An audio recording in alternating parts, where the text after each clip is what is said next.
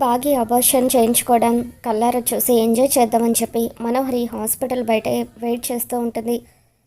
బాగి రాతోడు ఇద్దరు కూడా హాస్పిటల్ లోపలికి వెళ్తూ ఉంటారు.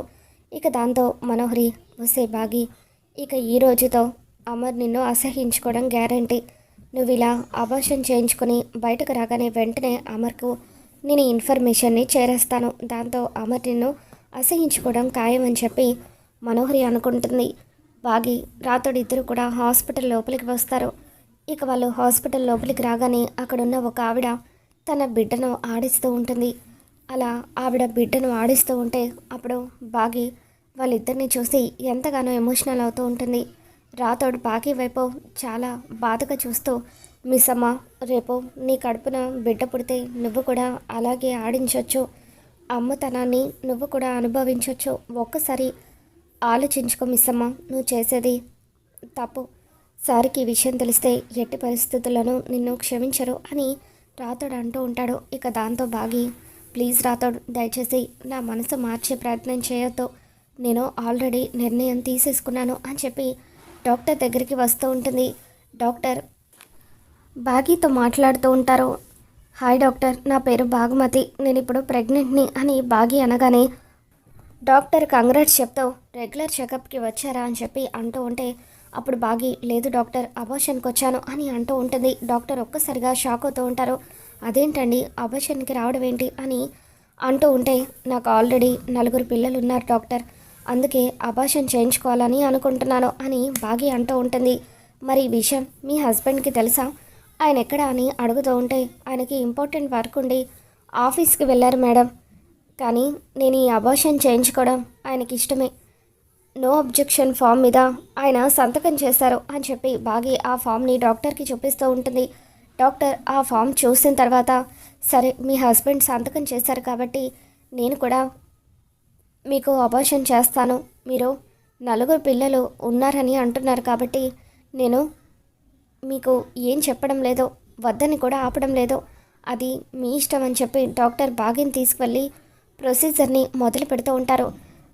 దేవుడా, నా కళ్ళతో నేను ఈ ఘోరాన్ని చూడలేకపోతున్నాను, ఏదో ఒక విధంగా నువ్వే ఈ ఘోరాన్ని ఆపాలి అని రాతో దేవుడికి దండం పెట్టుకుంటూ ఉంటాడు. ఆరు ఎంతగానో కంగారు పడిపోతూ ఉంటుంది. గుప్తా గారు, నా చెల్లిని ఇప్పుడు ఎవరు ఆపుతారో అని ఆరు భయపడిపోతూ ఉంటే, నీ పతి దేవుడు ఆపుతాడు అని చెప్పి గుప్తా అంటూ ఉంటాడు. మీరు చెప్పేది నిజమా గుప్తా గారు? హాస్పిటల్కి వెళ్దాం పదండి, అక్కడ ఏం జరుగుతుందో నేను చూడాలి అని ఆరు అంటూ ఉంటుంది. గుప్తా ఆరు ఇద్దరు కూడా హాస్పిటల్కి వస్తారు. బాగిని ఆపరేషన్ థియేటర్లోకి తీసుకుని వెళ్తూ ఉంటే, డాక్టర్, నా చెల్లెలు తొందరపడి నిర్ణయం తీసుకుంది, అసలు తనకు పిల్లలే లేరు, ఆ 4 పిల్లలు తన పిల్లలు కాదు, వాళ్ళు నా పిల్లలు, ప్లీజ్ డాక్టర్, దయచేసి నా చెల్లెలకి అబార్షన్ చేయకండి అని ఆరు బతిమలాడుతూ ఉంటుంది. బాలిక, నీ మాట వాళ్ళకి వినిపించదని చెప్పాను కదా, నువ్వు ఎంత ప్రయత్నించినా కూడా అదంతా కూడా వ్యర్థమే, ఏం జరుగుతుందో చూడు అని గుప్తా అంటూ ఉంటాడు.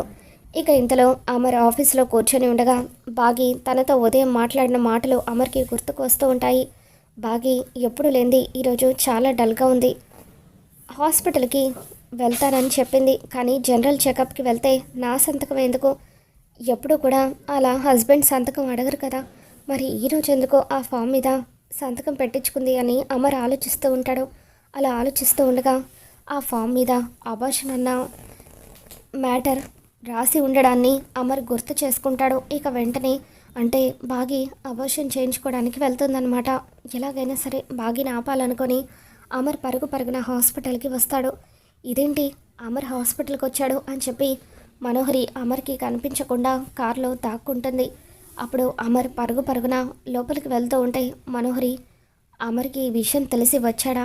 ఈ పాటికి బాగీకి అబార్షన్ అయిపోయి ఉంటుందా? దేవుడా, ఎలాగైనా సరే బాగీకి అబార్షన్ జరిగిపోయి ఉండాలి అని చెప్పి మనోహరి కూడా లోపలికి వచ్చి చాటుగా ఉండి ఏం జరుగుతుందా అని చూస్తూ ఉంటుంది.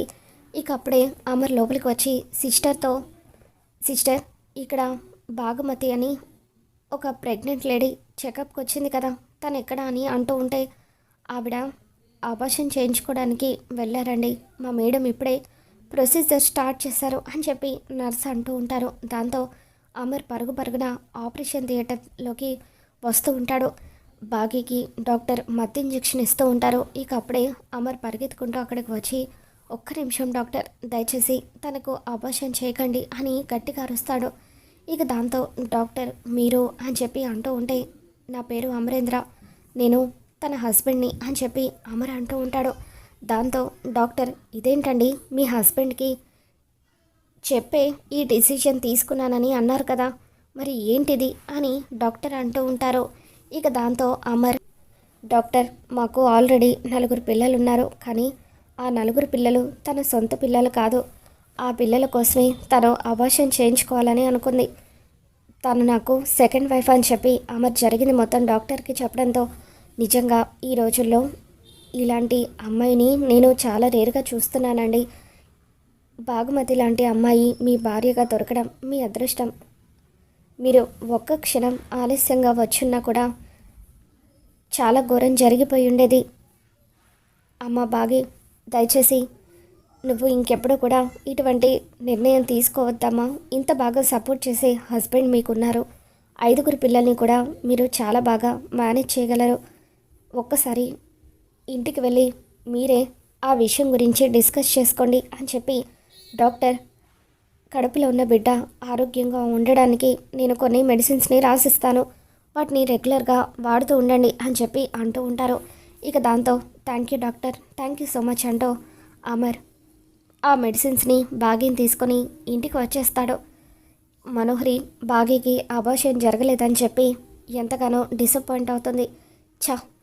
ఈ బాగీ ఈ పాటికి అబార్షన్ చేయించుకొని ఉంటుందేమో అనుకున్నాను, కానీ నా ప్లాన్ అంతా కూడా తలకిందులైంది అని చెప్పి మనోహరి అనుకుంటుంది. మరోవైపు ఆరు ఎంతగానో ఆనందపడిపోతూ, ఏమండి సమయానికి వచ్చి బాగీకి అబార్షన్ అవ్వకుండా ఆపారు, చాలా థ్యాంక్స్ అండి అని చెప్పి ఆరు అమర్కి థ్యాంక్స్ చెప్పుకుంటూ ఉంటుంది. అమర్ బాగీని రాతోడిని ఇంటికి తీసుకువచ్చేసరికి రామ్మూర్తి అక్కడ బయట బాగీ వాళ్ళ కోసం ఎదురు చూస్తూ ఉండుంటాడు. మామయ్య గారు మీరు వచ్చి ఎంతసేపు అవుతుంది అని అమర్ అడుగుతూ ఉంటాడు. కొద్దిసేపు అవుతుంది బాబు, ఇంటికి తాళం వేసేసరికి ఎలాగైనా నా కూతురిని చూసి వెళ్ళాలని చెప్పి వచ్చే వరకు ఇక్కడే కూర్చున్నాను అని రామ్మూర్తి అంటూ ఉంటాడు. ఇంతకీ మీరు ఎక్కడికి వెళ్ళారు అల్లుడు గారు అని చెప్పి రామ్మూర్తి అడుగుతూ ఉంటే, అప్పుడు అమర్ బాగీని హాస్పిటల్కి తీసుకువెళ్ళాను మామయ్య గారు, రెగ్యులర్ చెకప్కి అని చెప్పి అంటూ ఉంటాడు. అవునా అల్లుడు గారు, చాలా సంతోషంగా ఉంది. బాగీ కడుపులో బిడ్డ ఎలా ఉన్నారు, డాక్టర్ ఏం చెప్పారు అని రామ్మూర్తి అడుగుతూ ఉంటాడు. ఇక దాంతో బేబీ బాగుందని చెప్పారు మామయ్య గారు, కొన్ని మెడిసిన్స్ రాసిచ్చారు అని చెప్పి అంటూ ఉంటే, ఇక అప్పుడు రామ్మూర్తి చాలా సంతోషంగా ఉంది అల్లుడు గారు, మొత్తానికి మళ్ళీ అరుంధతి ఈ ఇంట్లో పుట్టబోతుంది, నా కూతుర్ని ఈ చేతులతో ఎత్తుకొని నేను ఆడించబోతున్నాను అని చెప్పి రామ్మూర్తి చాలా హ్యాపీగా ఫీల్ అవుతూ ఉంటారు. మీరు కూర్చొని ఉండండి మామయ్య గారు, ఇప్పుడే మేము ఫ్రెష్ అయ్యి వస్తామంటూ బాగీని అమర్ రూమ్లోకి తీసుకువెళ్తాడు. చూసావా బాగీ, మామయ్య గారు ఎంత సంతోషంగా ఉన్నారో, అరుంధతిని నీ కడుపున పుట్టబోతుందని మామయ్య గారు బలంగా నమ్ముతున్నారు. అటువంటిది నువ్వు ఈ నిర్ణయం తీసుకోవడం ఏంటి? ఒకవేళ ఇప్పుడు జరగకూడదు ఏదైనా జరిగి ఉంటే మామయ్య గారితో పాటు నేను కూడా చాలా బాధపడి ఉండేవాడిని, జీవితాంతం ఆ బాధను అలా మోయాల్సి వచ్చేది అని చెప్పి అమర్ అంటూ ఉంటాడు.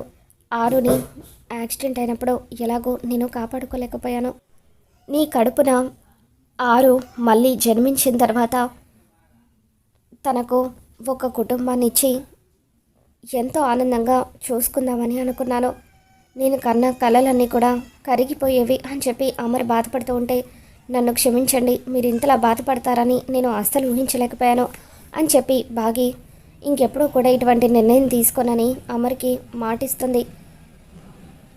5 పిల్లల్ని కూడా మనం కంటికి రెప్పల్లాగా కాపాడుకుందాము, ఈ 5లో ఎవరు ఎక్కువ కాదు తక్కువ కాదు, నీ మీద కూడా నాకు ఆ నమ్మకం ఉంది బాగీ, నువ్వు అందరినీ నువ్వు సమానంగా చూసుకోగలవు అని చెప్పి అమర్ బాగీతో అంటూ ఉంటాడు.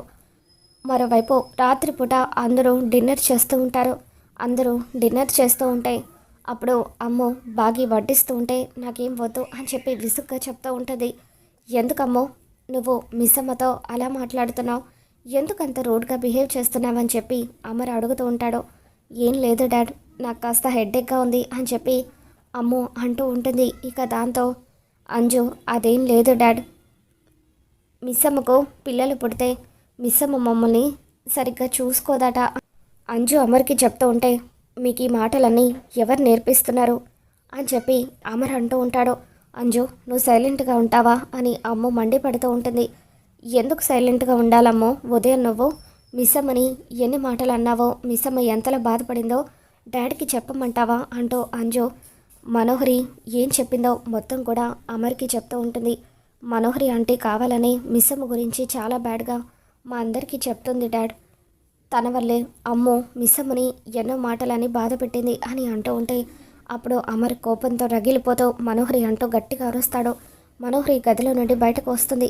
ఇంకొక క్షణం కూడా నువ్వు ఇంట్లో ఉండడానికి వీలేదు, ఇప్పుడే బయటకు వెళ్ళిపో అంటూ మనోహరి లగేజ్ని బయటకు విసిరేస్తూ మనోహరి చెంప పగలగొడతాడు. నువ్వు పిల్లలకి నేర్పించాల్సింది ఇవేనా? నీ వల్లే పిల్లలు తప్పుదారి పడుతున్నారు. బాగి బాధపడుతుంది. ఇన్ని రోజులు ఎవరూ లేరని, ఒక అనాథమని నీ మీద జాలి చూపించాను, కానీ నువ్వు ఇలాంటి దానివని నేను తెలుసుకోలేకపోయాను.